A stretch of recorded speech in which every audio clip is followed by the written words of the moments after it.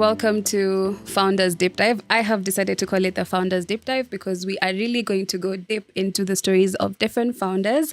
And this is courtesy of Sauti Kenya Leadership and Advocacy Program, a beautiful, beautiful partnership between Ushindi Empowerment Group and Canada Fund for Local Initiatives. And my first founder is someone I'm very excited about. Her name is Mercy Njoki Wamboi, the founder of Eneza Imani Community. I got that right? Yes. Great. And I did a little back, research, but I want you to explain to us more about Eneza Imani Community and the name and how it started. So thank you for having me. So yes, my name is Mercy Njoki Wamboi, founder of Eneza Imani Community Shelters and Rescue and Safe Spaces. So how Eneza Imani came up, it's like a long story, but I've worked in the health care industry for so long. So in my line of work, I saw a gap. Like I would, the facilities would have me record cases of GBV. And then again, because most are donor funded, there's nothing else that was done. I would have cases, but then again, there was no follow-up because there's only much that the hospital can do. So I found that gap and created a space for the women who are going through GBV at home. And since I was under the HIV care, the CCC clinic, most of these women go through abuse a lot. They're in discordant relationships, or their husbands are telling them not to take their medication. So they come back to the hospital with the same bottle of medicine. And I said, Ma, we can't take medicine because my husband says we are not sick. And then they would get beaten, they'd go back to the same house. And then the following day they would come. So that's how I opened up the shelter to give them safe spaces. Okay, and where are you located? I'm located in Kikuyu Sub-County, Kiambu County, Kikuyu Sub-County. That's where we are located. Okay. Yes. And when did you start Eneza?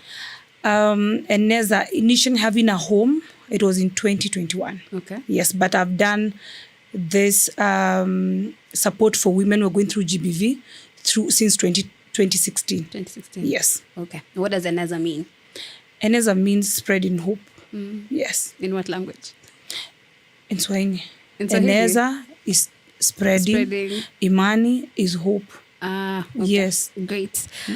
You said there's a long story behind, but that's the long story that we want. Oh. Long story behind it. Yes. So people ask me why I do what I do. It took me some years to come into terms with why I do this, right? So I'm still not yet there because most of the people who have shelters, most of them, not all, have a connection. Yes. Yeah. And for me, the Me Too movement is something that I think most women, 90% of women have gone through. So for me, I went through my own personal. I'm a survivor. Okay. I can just say that for now. I can just say that I'm a survivor.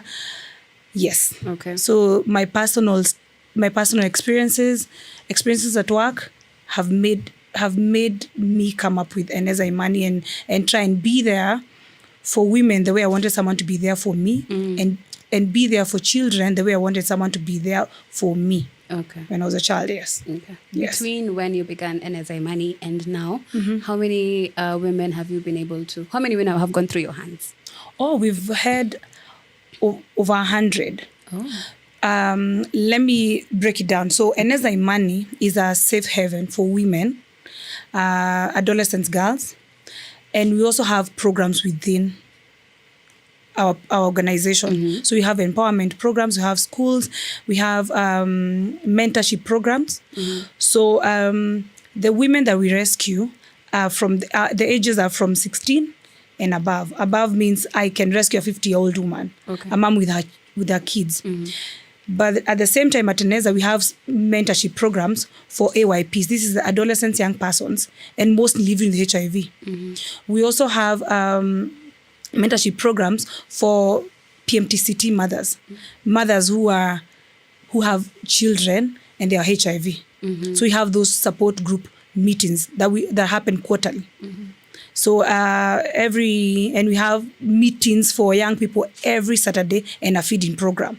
So the feeding program is in these programs that we have for mothers and children who are vulnerable, orphans, and who don't have food. And these are some of the patients that we have at the health facilities who are on HIV care, hawana food.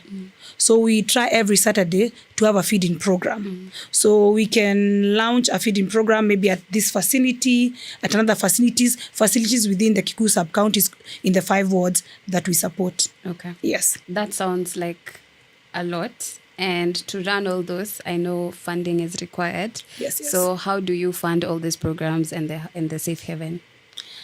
Funding has been a challenge, but by the grace of God, we've managed to come this far.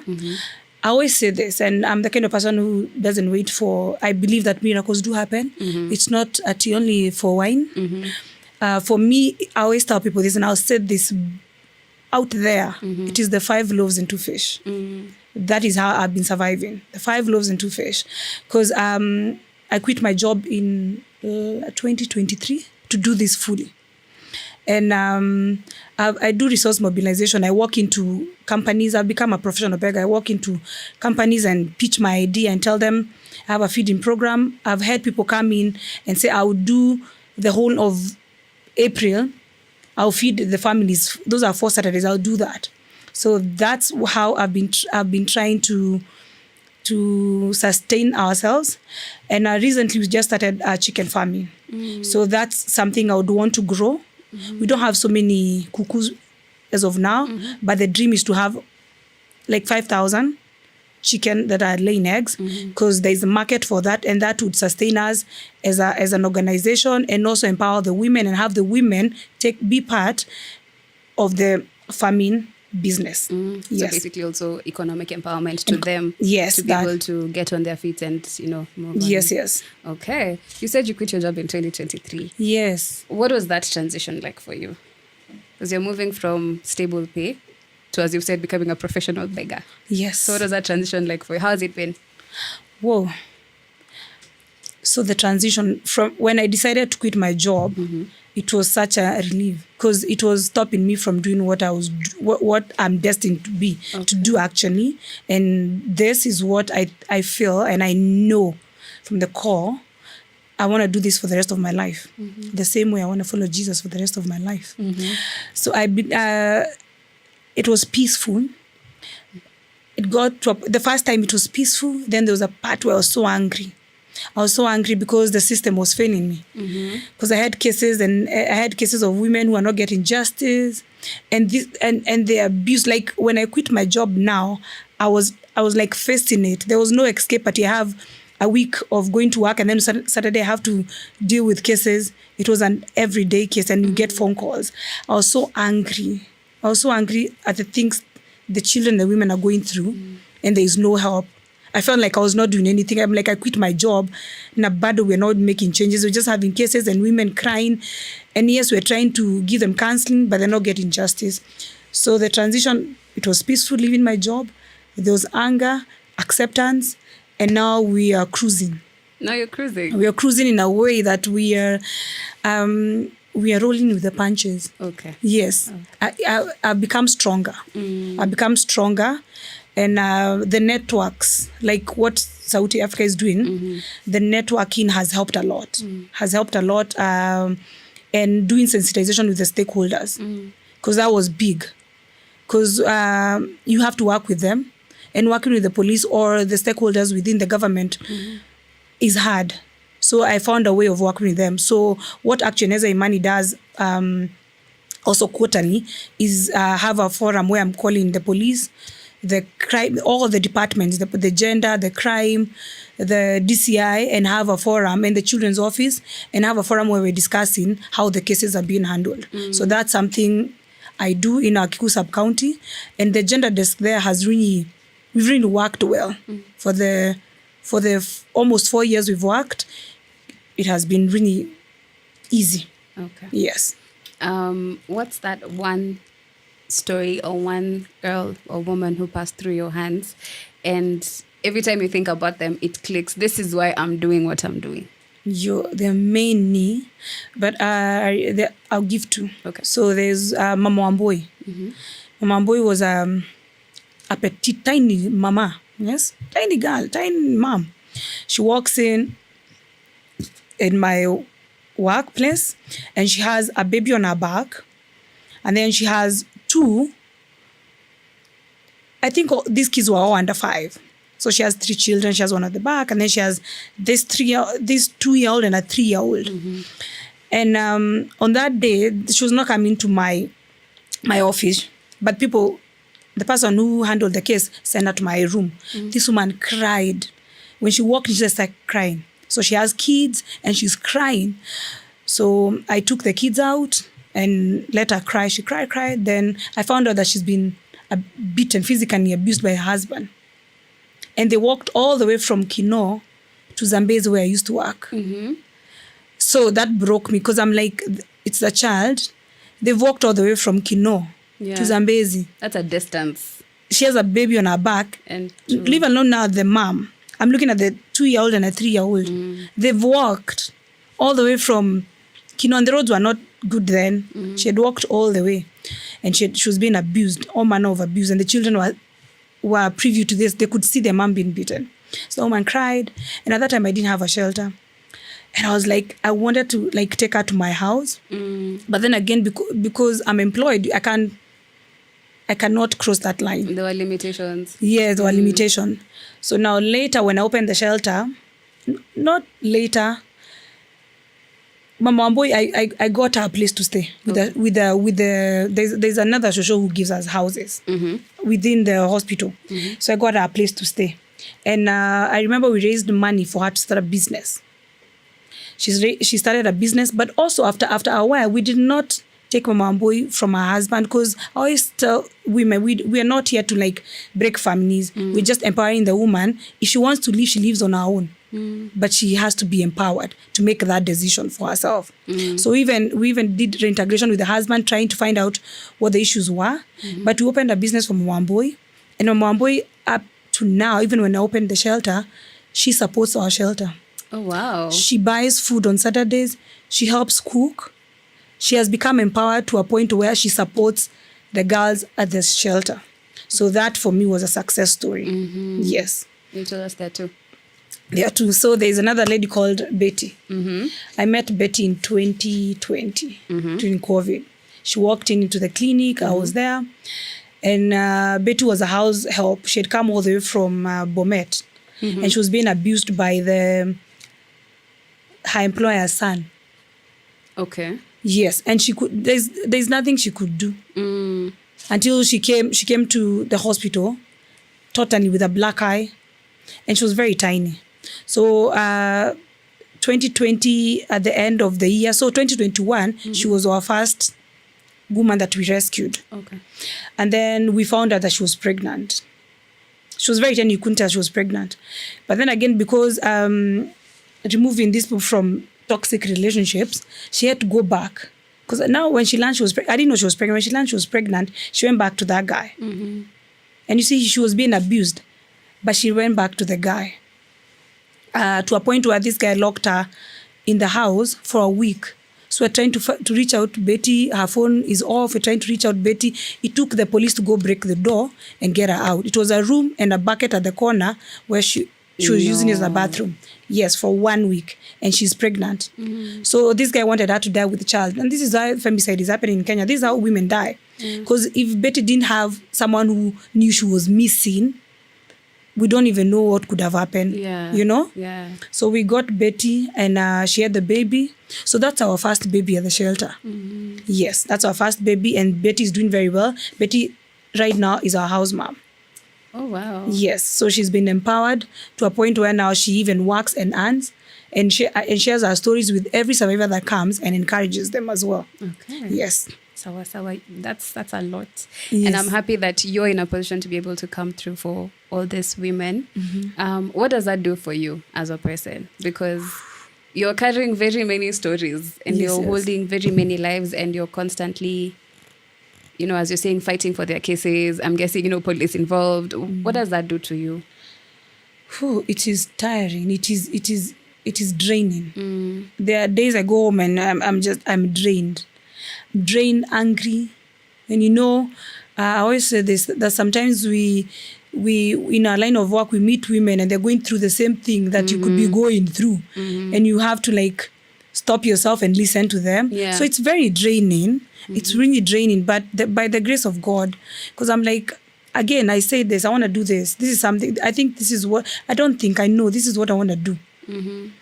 So when I remember this is what I want to do, I can't quit. And also, I always tell people this, the reason I can't quit mostly is the fact that I know there are all these injustices and no one is fighting. So if I stopped, I don't know how I'd live.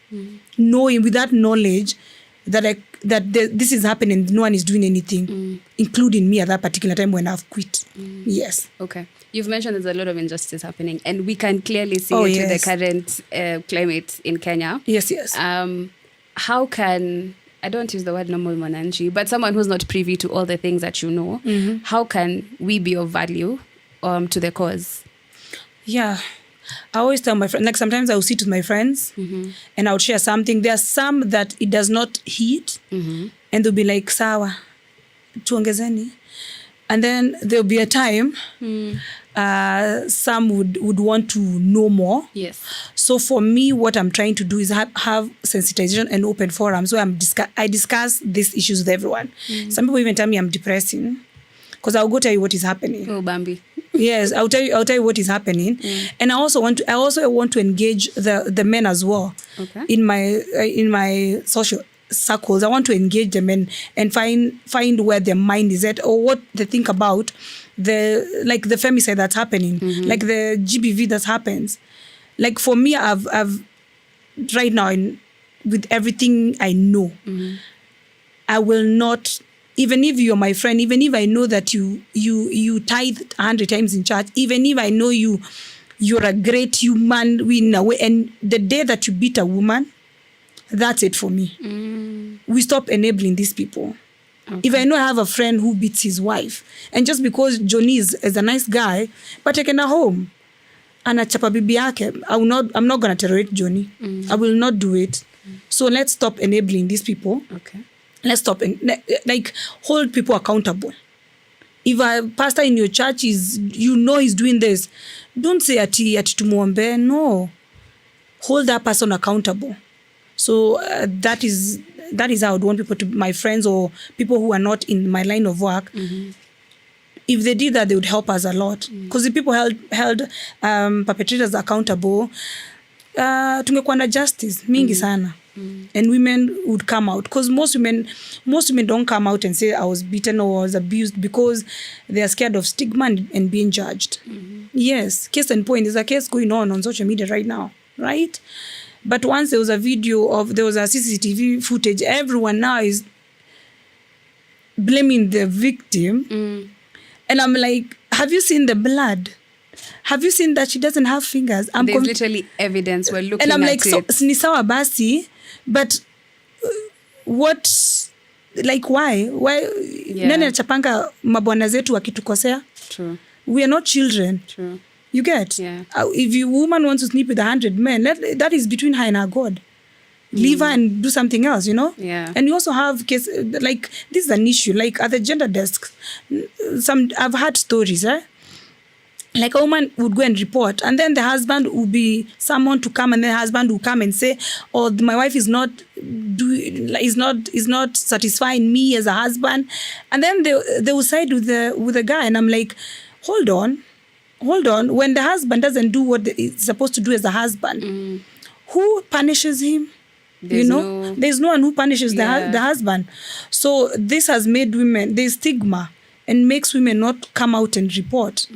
For me, I would want to change that. In the future, I would really want to change that, the systems. I would really want to have conversation with the system and hope that it changes. Because even at the children desk as well, when you're having scuffles with parents, when a guy has abused his wife and now they are parting ways and he has to support the children, she's still a victim. Yes. And she's still fighting for her children to get the rights, but they use her suffering in order for her to get support for the kids. Yes. So she continues being abused, and it would be really nice if the children's office and the gender desk work together to like help the victim first. Because if this woman is not 100, the children are not going to be 100. That's something that, yeah. Okay. Yeah. So my next question is going to be, where do you see Eneza? But before that, I would want to ask, when you receive a survivor, what's the process like for them? How do you handle, their mentor? How do you handle probably education or moving forward? Or as you've said, you mentioned the chicken, so there's a bit of economic there. Yeah. So what's the flow like in Eneza? So for us to like accept someone, they have to have a referral from either a chief or an OB number, and we have to verify. We have to verify, because also there are people who would want to take advantage of such organization. So we verify, and then we identify. There is a case manager, so we identify the survivors' needs. When you identify that, counseling is a must. So we have counseling every Tuesdays and every Saturdays, but it could be more days depending on the case. Okay, and then we have empowerment programs. So through our support group meetings, we bring in professionals. We also have seminars for their mentor.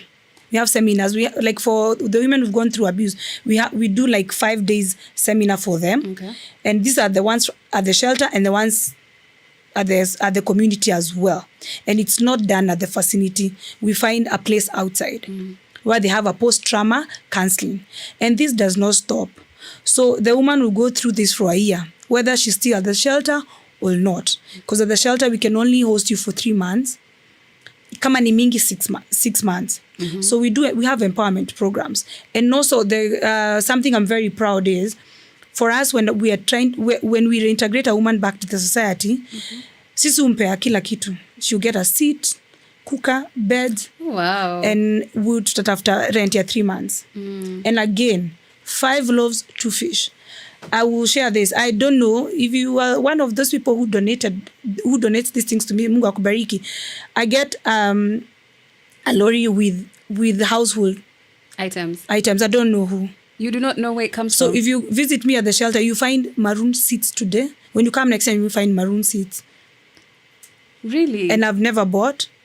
So, and that is why I said this is for the women. Because when a woman is leaving my shelter, when her time is up and we're trying to integrate her back to the society, she's been empowered, amenza biashara. Me, I know as a woman, I know if shit hit the fan, what I'd want support is someone to support me to like get me a meko, a bed, and my house and parent for me for 3 months. Mimi hapo nitaamuka. It's like nianzisha pale, utaniona huko juu. So for me, that's what I do for these women. Okay. So wakitoka kwangu wanatoka na a whole bed, seats, a meko, those essentials that a woman needs akianza maisha. And you have a follow-up procedure? Yes, and I have a follow-up procedure. Actually, more so because of the businesses. So what we did to measure impact, so every man who comes, we put them in groups where we've registered the groups for them. Okay. So that they can also get funding. So they also do, it's like a table banking, but it also to measure their tenacity. So that kufungulia biashara tuone kama utakuwa na the same discipline for saving. Yes. And the businesses for me are always open for these women. The one, I know someone can come with a business idea niambia nataka kuanza kuuza viatu. It's okay. But the one I start with, for me, it's either a grocery, the one that they make githeri and nini hapo hivyo kwa kibanda. Because for me, I know that I have helped her and her children. They will never lack food. Yes. And then from that profit, namwambia ile ya viatu sasa, ukipata this amount tutakuongeza wanzi ya viatu, but this one stays. Yeah. Okay. So where do you see Eneza Imani? What's your not perfect picture, but what's your ideal picture of Eneza Imani, let's say, in the next 3 years? Eneza Imani, I want to have more spaces. I want to go to Kisumu and have a shelter there. I really want to do that. And I want to do that a lot. And also I want to expand in where my shelter is right now. I'd want to expand so that I can host more women and do more. Okay. But I'm putting it out there to the universe. I want to go have a shelter in Kisumu because I've identified a huge gap. Yes, I would want to go do that. A shelter in Kisumu. So in 3 years, I'll be back here, or maybe even before I'll be back here, telling we're having a lounge in Kisumu. Oh, wow, we're looking forward to that. I know, right? Yes, we very much are. Okay. Big dreams, big God. That's exactly the same. Yes. Okay, lovely. So tell us, on your free time, what do you do? Because there's a bulk of conversation that you've had, and of course you need time to yourself. So what do you do on your free time? I'm a stand-up comedian. Oh no, I sit down and make jokes. You sit down and make jokes? She just made a joke right now. Anyways, oh, you're a stand-up, okay. So anyways, what do I like doing? More than documentaries of serial killers. Same. I know. And also Law and Order, Special Victim Unit, empowers me every day. And I want us to be like that, to fight for rape victims, like the way Victoria Benson fights for her rape victims. I wish our country had the same systems, man. The same tenacity that she has. I know, because I'll mention this. I don't know if I should. There was this TikTok lives that were going on. They were trending. There was this guy and the women who apparently said that he sexually assaulted. And it was so annoying that women are doubting that the woman has been sexually assaulted. And this man is explaining his assault. And the woman keeps saying, but I said no. Oh. And I'm like, the fact that we don't have someone to go arrest this person. He's literally confessing. They're having a back and forth. On a platform. And she said, but didn't I say no? And then he's like, but you did not leave. Like, oh yeah, you said no. No, Lisema. Lakini ukwenda. I know. So such things. I hope such things change. Yeah. Which speaks to, of course, also the digital space. Yeah. And how it needs a bit of, do I say a bit of monitoring around such cases? Because I feel like sometimes I go through the comments of like the case you had mentioned earlier. Yeah. And I'm going through the comments, and first of all, some of them are women. I know. Doubting their fellow woman. I know. And then some of them are actually men being like, oh, so what's the problem with that? Or si pia mimi ufanya hivyo.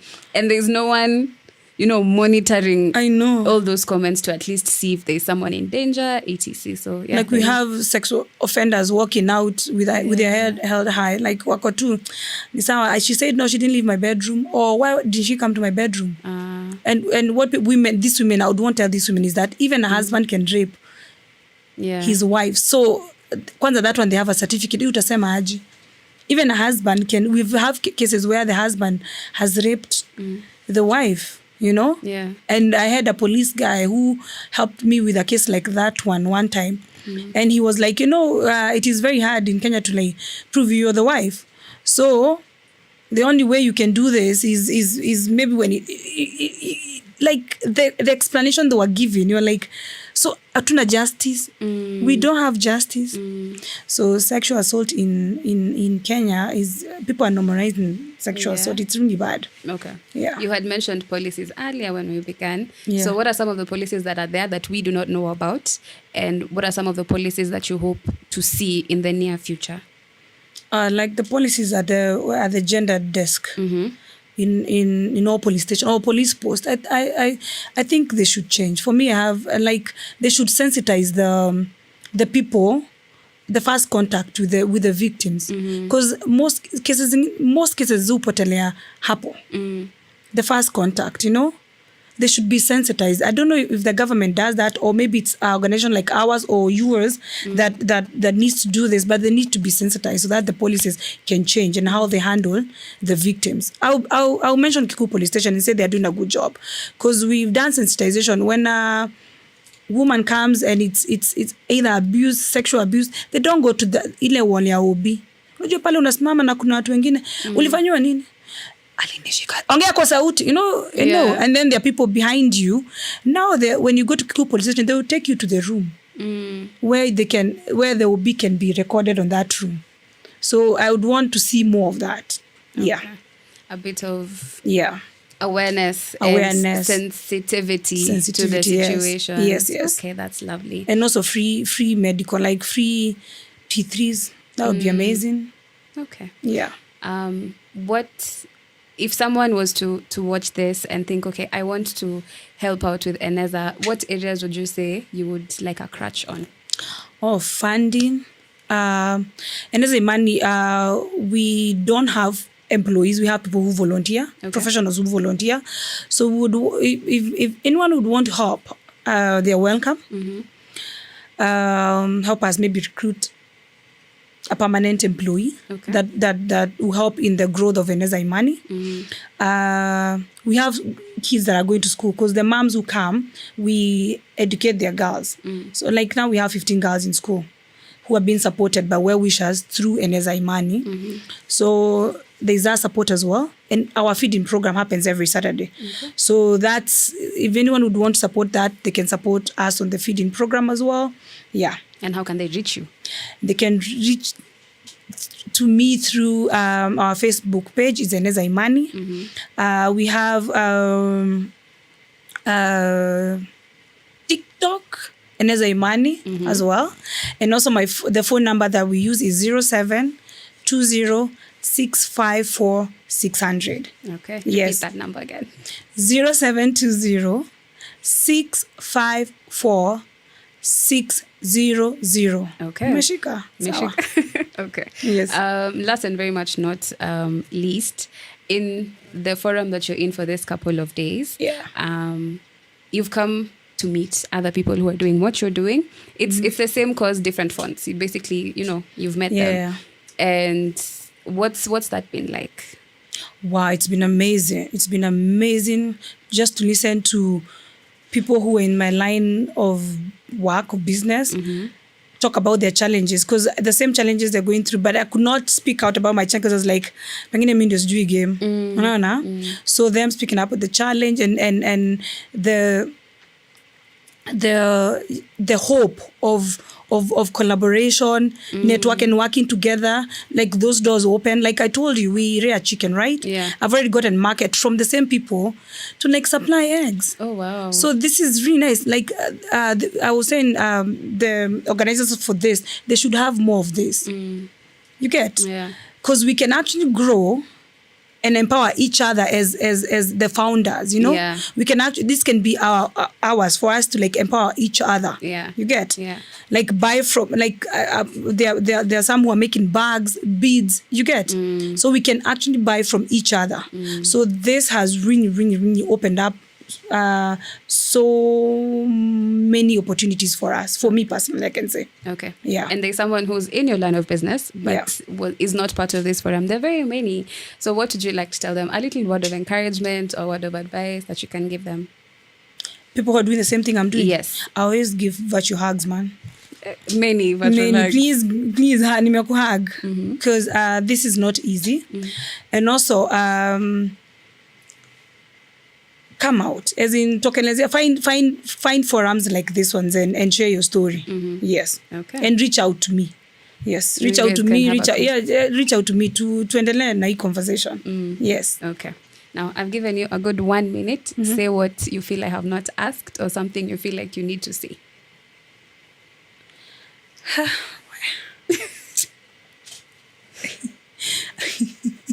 In regards to anything, an encouragement, An encouragement to you or to everyone? To anyone in, a situation. There are people you've come through and there are things that you've learned in your line of work. Yeah. There are stories you've seen and definitely there's a lot of things you've gathered over the years. So what's something you would now say in regards to that? I want women to, before they speak, on those social spaces, before you speak what you're thinking, please just put yourself in that shoe. In the victim's shoe. In the victim's shoe. For me, I'm always fighting those things on social media. I'm not fighting. I'm always trying to tell them, you can think it, but you don't have to say it. Yes. You can think it, don't say it. And I would also want to tell my friends or to tell women who are just out there who are not in this space, be kind and also heal. And also let us be sensitized on this thing. These things are happening. Yeah. The Me Too movement is real. Out of 10 women, 9 have been abused, So let us be aware that is out there. So for the women out there, it's really sad. It's really sad because these men are taking advantage of us fighting and stigmatizing each other. So they take that as an advantage, and it does not help us. So for me, it's out there for all women, girls. Let us not put each other down. Let us not stigmatize each other. Okay. Yeah. Thank you very much for sitting across from me and allowing me to ask you questions. I do hope to see Eneza Imani grow. Thank you. And get many chicken. Yes. And start many more businesses for many more women. Thank you so much. You're welcome. Thank you so much for having me.